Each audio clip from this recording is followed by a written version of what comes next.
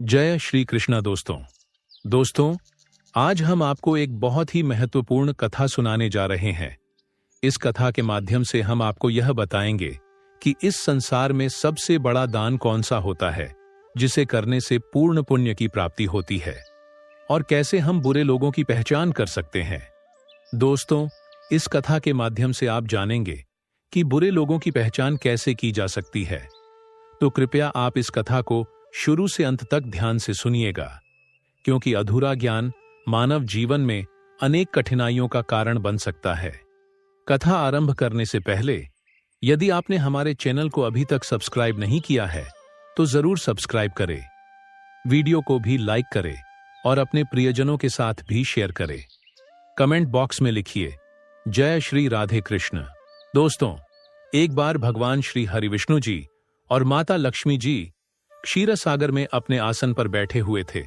तब भगवान विष्णु जी ने देखा कि माता लक्ष्मी जी किसी गहन सोच में हैं। माता लक्ष्मी जी को गहन सोच में देखकर भगवान विष्णु जी मुस्कुराते हुए बोले, हे देवी, ऐसा प्रतीत होता है कि आज आप किसी गहन विचार में डूबी हुई हैं। आप निसंकोच होकर अपने प्रश्न पूछिए, हम आपके सभी प्रश्नों का समाधान अवश्य करेंगे। भगवान विष्णु जी की बात सुनकर माता लक्ष्मी ने कहा, हे प्रभु, आज मेरे मन में एक जिज्ञासा है।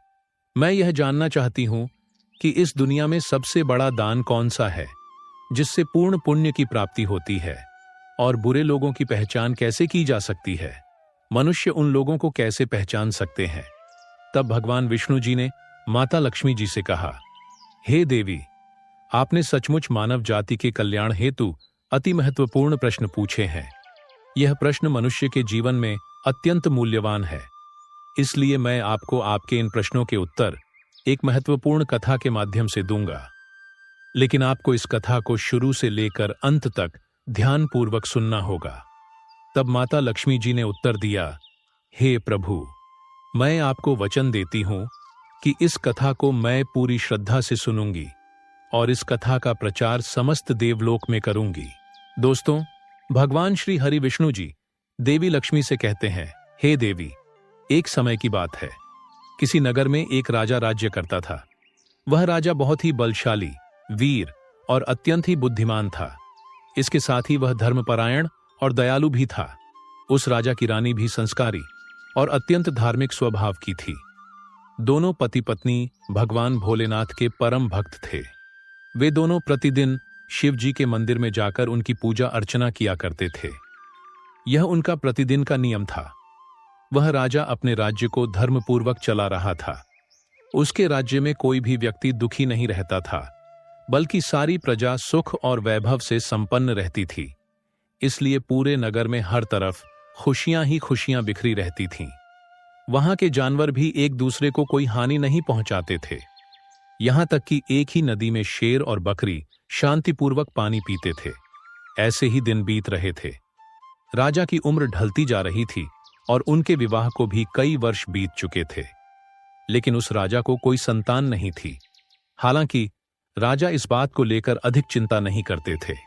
वह निश्चिंत होकर अपनी प्रजा के सुख दुख का ध्यान रखते और प्रजा भी उसे अत्यधिक प्रेम और सम्मान देती थी। एक दिन की बात है, वह राजा हर रोज की तरह अपनी पत्नी के साथ भगवान शिव जी के मंदिर की ओर जा रहे थे। तभी अचानक उसने देखा कि सामने वाले घर में एक स्त्री झाड़ू लगा रही है। राजा और रानी जब उस स्त्री के घर के पास से गुजरे तो वह स्त्री उन्हें देखते ही अपना चेहरा फेरकर तेजी से घर के अंदर चली गई। उस स्त्री का ऐसा व्यवहार देखकर राजा और रानी को बिल्कुल भी अच्छा नहीं लगा। राजा उस समय अपनी रानी के साथ भगवान भोलेनाथ की पूजा करने के लिए मंदिर जा रहा था। इसलिए उसने उस स्त्री से कुछ नहीं कहा और सीधे मंदिर पहुंचकर भगवान शिव जी की पूजा अर्चना की।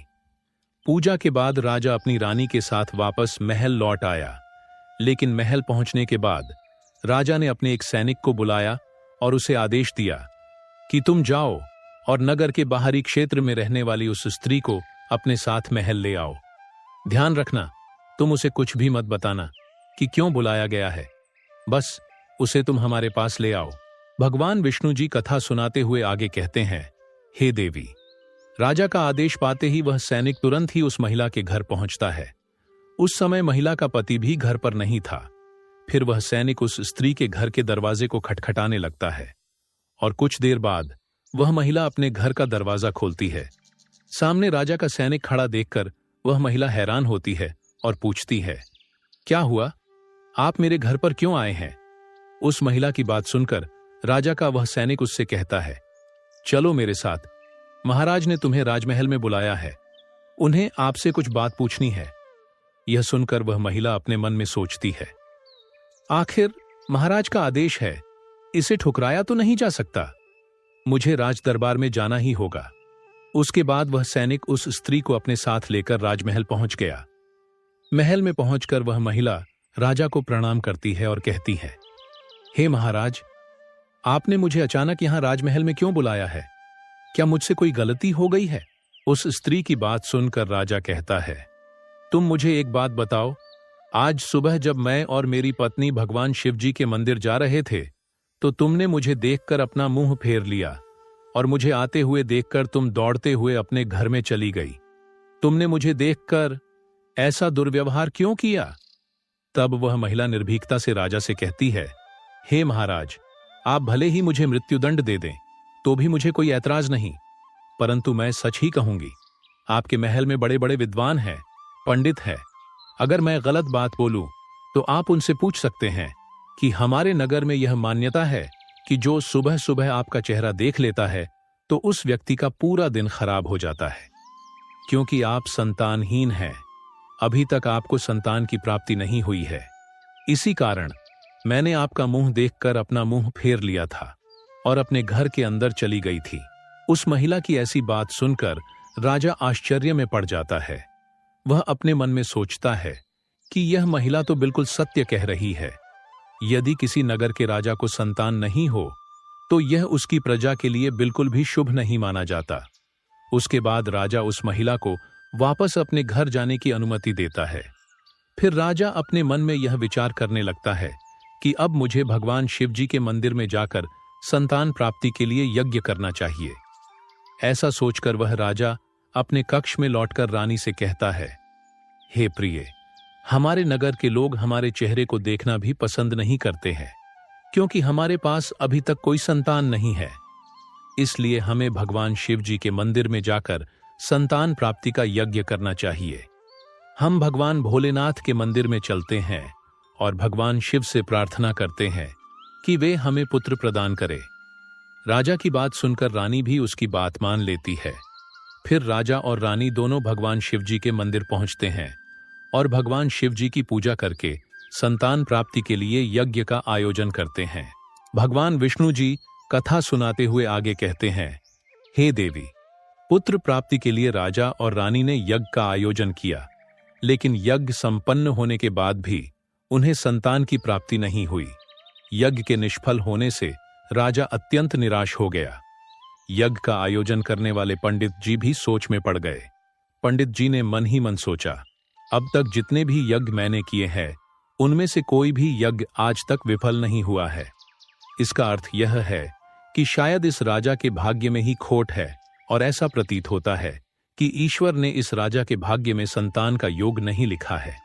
इसलिए संतान प्राप्ति का यज्ञ करने के बाद भी उसे संतान की प्राप्ति नहीं हुई। राजा हर संभव प्रयास करके थक चुका था और अब वह गहरे निराशा में डूबा रहता था। वह दिन रात संतान की कमी के बारे में सोचता और चिंता में खोया रहता था। एक दिन सिंहासन पर बैठे बैठे राजा को अचानक एक बात याद आती है कि दूसरे नगर के वन में एक महात्मा जी निवास करते हैं, जिनकी ख्याति दूर दूर तक फैली है। राजा के मन में विचार आता है कि शायद उन महात्मा के पास मेरे इस कष्ट का कोई समाधान हो।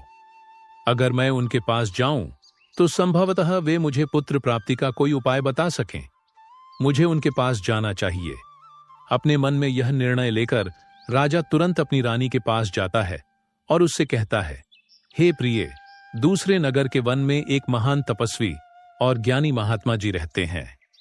मुझे लगता है कि हमें उनके पास जाना चाहिए। हो सकता है कि वे हमें पुत्र प्राप्ति का कोई मार्ग सुझा दें। फिर रानी भी राजा की इस बात से सहमत हो गई। रानी ने कहा, हे स्वामी, आपकी बात बिल्कुल सही है, हमें महात्मा जी से अवश्य मिलना चाहिए। रानी की सहमति पाकर राजा और रानी दोनों ने एक रथ में बैठकर महात्मा जी के दर्शन के लिए दूसरे वन की ओर प्रस्थान किया। कुछ समय के बाद वे दोनों वन में पहुंच गए। रथ से उतरकर राजा और रानी दोनों जंगल के भीतर जाने लगे। ऊंचे नीचे रास्तों से गुजरते हुए वे महात्मा के आश्रम की ओर बढ़ने लगे। भगवान विष्णु जी कथा सुनाते हुए आगे कहते हैं, हे देवी। फिर राजा और रानी वन के भीतर महात्मा जी की कुटिया के पास पहुंच जाते हैं। वहां वे देखते हैं कि महात्मा जी एक विशाल वृक्ष के नीचे ध्यानमग्न होकर साधना में लीन है। यह दृश्य देखकर राजा और रानी कुछ देर तक खामोशी से खड़े रह जाते हैं ताकि महात्मा जी की साधना में कोई विघ्न न आए। दोनों हाथ जोड़कर विनम्रतापूर्वक महात्मा जी के सामने खड़े रहते हैं। कुछ समय बाद महात्मा जी अपनी साधना से बाहर आते हैं और अपनी आंखें खोलते हैं। तब वे देखते हैं कि राजा और रानी उनके सामने अपने दोनों हाथों को जोड़कर खड़े हुए हैं। वे महात्मा जी उस राजा को अच्छी तरह से जानते भी थे, इसलिए वे राजा को देखते ही पहचान लेते हैं और राजा से मुस्कुराते हुए कहते हैं, हे राजन, आज आप यूं अचानक से हमारे पास किस प्रयोजन से पधारे हैं? तब राजा ने नम्रता से महात्मा जी को प्रणाम किया और अपनी व्यथा महात्मा जी को कह सुनाई। उसने बताया कि कैसे उन्होंने पुत्र प्राप्ति के लिए यज्ञ किया, परंतु सभी प्रयास व्यर्थ गए। यह सब सुनने के बाद महात्मा जी कुछ क्षणों के लिए मौन हो गए और अपनी आंखें बंद कर लीं। वे ध्यानस्थ होकर राजा के जीवन की घटनाओं का आंतरिक दृष्टि से अवलोकन करने लगे। कुछ समय बाद महात्मा जी ने अपनी आंखें खोलीं और गंभीर स्वर में बोले, राजन, मैंने आपके जीवन का एक ऐसा सत्य देखा है जिसे सुनकर आपको कष्ट हो सकता है। आपके पिछले जन्म में किए गए एक पाप का फल इस जन्म में आपके भाग्य पर भारी पड़ा है। आपने पिछले जन्म में एक ऐसा घोर पाप किया था जिसके परिणाम स्वरूप इस जीवन में आपके भाग्य में संतान प्राप्ति का योग नहीं है। इसी कारण से आपके सभी प्रयास निष्फल हो रहे हैं। भगवान विष्णु जी कथा सुनाते हुए आगे कहते हैं, हे देवी। महात्मा जी की बातें सुनकर राजा उनके चरणों में गिर पड़ा और विनती करते हुए बोला, हे महात्मन, कृपा करके आप ऐसा मत कहिए। आप ही हमारे दुख को हरने का कोई उपाय सुझाइए। राजा की यह व्याकुलता देखकर महात्मा जी ने उसे सहारा देकर अपने चरणों से उठाया और बोले, हे राजन, इतनी अधीरता आपको बिल्कुल भी शोभा नहीं देती। मैं अभी आपको आपके इस कष्ट का निवारण करने का उपाय बताता हूं, जिसे करने के बाद आपको अवश्य ही पुत्र की प्राप्ति होगी। इतना कहकर वे महात्मा जी अपनी कुटिया के भीतर जाते हैं और थोड़ी देर के बाद हाथ में एक कटोरी में खीर लेकर बाहर आ जाते हैं। उन्होंने वो खीर राजा को देते हुए कहा, राजन, महल पहुंचकर आप और रानी साहिबा दोनों ही स्नानादि के बाद इस खीर को प्रसाद के रूप में ग्रहण करें। ऐसा करने से आपको निश्चित ही पुत्र की प्राप्ति होगी। परंतु राजन, आप मेरी एक बात याद रखना, इस पुत्र की आयु मात्र 20 वर्ष की ही होगी। जिस दिन आपके पुत्र की आयु 20 वर्ष की होगी, उसी दिन उसकी मृत्यु हो जाएगी। महात्मा जी की इस बात को सुनकर राजा गहरी सोच में डूब गया। वह अपने मन में सोचने लगा, चलो 20 वर्ष के लिए ही सही, परंतु इस संतानहीनता का कलंक तो मिट जाएगा, हमें संतान का सुख तो मिलेगा। राजा ने मन ही मन इस बात को स्वीकार कर लिया और महात्मा जी से निवेदन किया, हे महात्मन, आपका आशीर्वाद और मार्गदर्शन स्वीकार है, कृपा करके हमें यह अवसर दे। महात्मा जी ने मुस्कुराते हुए राजा को आशीर्वाद दिया। राजा और रानी ने महात्मा जी को प्रणाम किया, उनकी चरण वंदना की और विनम्रतापूर्वक आभार व्यक्त किया। इसके बाद राजा और रानी अपने रथ में बैठकर महल की ओर लौट चले। इसके बाद महल पहुंचकर राजा और रानी स्नान आदि कर भगवान भोलेनाथ जी का प्रसाद मानते हुए श्रद्धा से उस खीर को ग्रहण करते हैं। उसके कुछ ही दिनों बाद रानी गर्भवती हो जाती है, जिससे रानी बहुत ही प्रसन्न हो जाती है। जब राजा ने यह शुभ समाचार सुना तो वह भी खुशी से झूम उठा। संतान प्राप्ति का यह सुखद समाचार सुनने के बाद राजा ने महात्मा जी के प्रति अपनी कृतज्ञता प्रकट करने का निश्चय किया। राजा अपने रथ में ढेर सारे फल, फूल, वस्त्र और अन्य भेंट सामग्रियां रखकर वन में महात्मा जी की कुटिया की ओर चल पड़ा। कुटिया के निकट पहुंचकर राजा ने अपने रथ को रोक दिया और विनम्र भाव से नीचे उतरकर महात्मा जी के पास पहुंचा। महात्मा जी ध्यानमग्न बैठे थे।